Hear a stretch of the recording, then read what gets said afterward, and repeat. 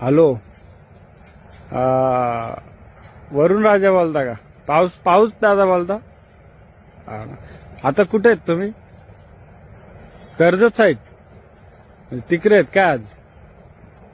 त्याच बोललो आता तुम्हाला फोन लावायचा म्हणजे एवढ्या मोठ्या माणसाला मला बरोबर नाही वाटला, कारण तुमची पण घाई घाई असते का नाही. मी पण जास्त नाही थोडाच बोलेल, शेवटी तुमची पण घाई घाई एक एक टप्पा तुम्हाला दिवसभरात पुरा करायचा असतो का नाही, असा विषय.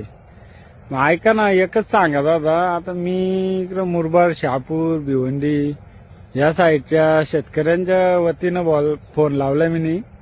बोललो आता लय झाला ना, आता सगळी लोक तुम्हाला नावाजली पण का तुमचा एक नंबर आला.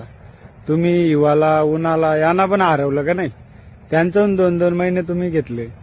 आता काय आहे, आता तुम्हाला काय आता राग आहे त्या माहित नाही मला, पण ह्यो राग तुम्ही शेतकऱ्यावर नका ना काढू. लय बेकारी झाले ना रायदानी. अहो 12 महिने शेतकरी मेहनत घेतो ना, बांधावर जातो तर फिरून येतो, डोलं पाण्यात भरतात, कारण अख्खा भात कोईलाय अख्खा पाण्यात ना, अशी तर आहे.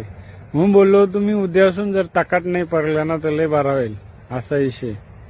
आता कसं आहे, तुमचा काय राग असेल कोणच्यावर तर शेतकऱ्यावर नका काढू. ज्यांनी वाईट कर्मातून कमवलाय, ज्याही आरामाचा याच्यातून कमवला असेल, त्यांच्यावर तुम्ही रागवा ना. त्यांचं नुकसान झालं तर त्यांना काय नाही वाटत, पण शेतकरी कष्ट करतो का नाही 12 महिने, त्याला मग नुकसान झालं बेकार वाटतं ना, असा विषय.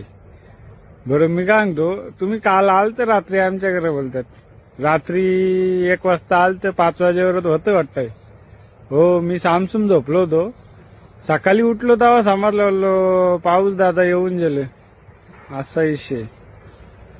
बरं तुम्ही आता ऐका ना, उद्यापासून नाही पडला ना तर बरं होईल. मी आज संध्याकाळी आहे ना तुम्हाला त्यालाच्या भाकरी बनवणार आहे ना, 4 त्यालाच्या भाकरी उरवणार आहे, डांगराच्या भाकरी बनवणार आहे ना, उरवतो.